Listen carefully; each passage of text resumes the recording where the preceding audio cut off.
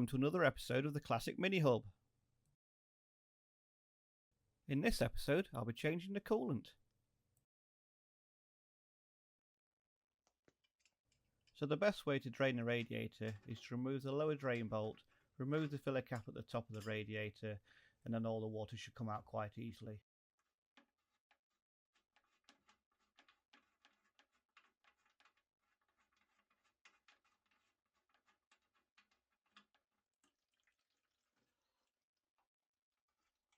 As you can see, the water is very brown and rusty, so it's long overdue a change.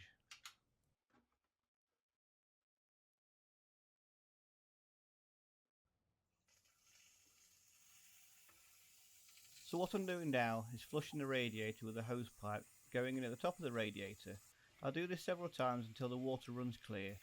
Then I replace the drain bolt, add some radiator cleaner, top it up with water, then run the engine for about 10 minutes. This will allow it to work around the engine to loosen any sludge that may be stuck in any of the waterways.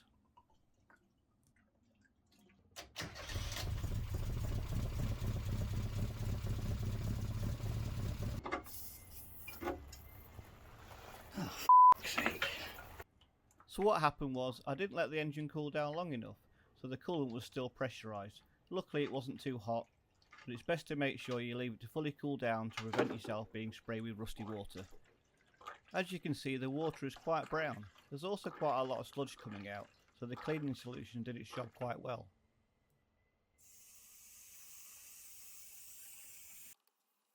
Now I flush water through the radiator again until it comes out clear.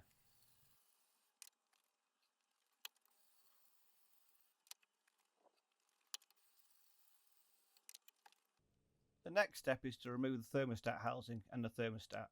Mine is a little stuck, so needs a little bit of gentle persuasion.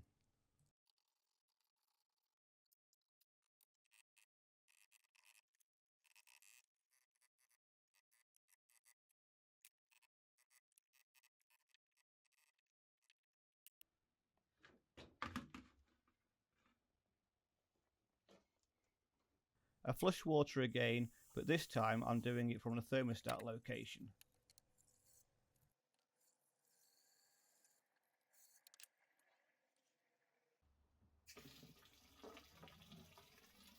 It's also a good idea to flush water through the heater matrix, so I filled the pipe feeding the heater and found it works really well if you give it a good blow.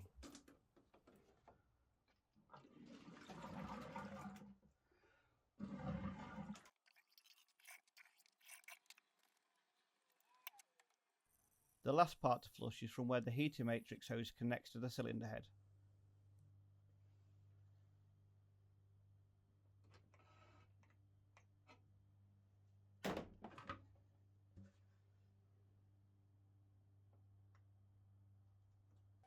Now I reconnect the heater hose and the drain bolt on the radiator.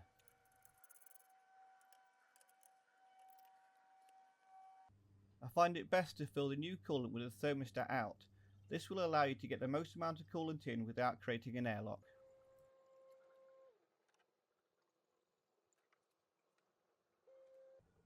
Now it's time to replace the thermostat and the housing using a new gasket.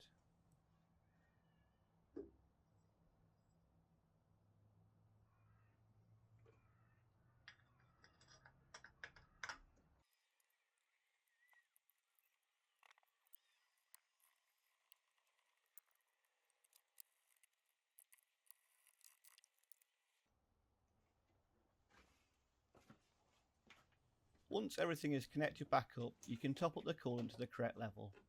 Then replace the filler cap, start the engine, let it run up to temperature. Also remember to have the heater on. And of course, let the engine fully cool down before rechecking the coolant level and top up if you need to. I hope you've enjoyed this episode. Don't forget to like and subscribe. Thanks.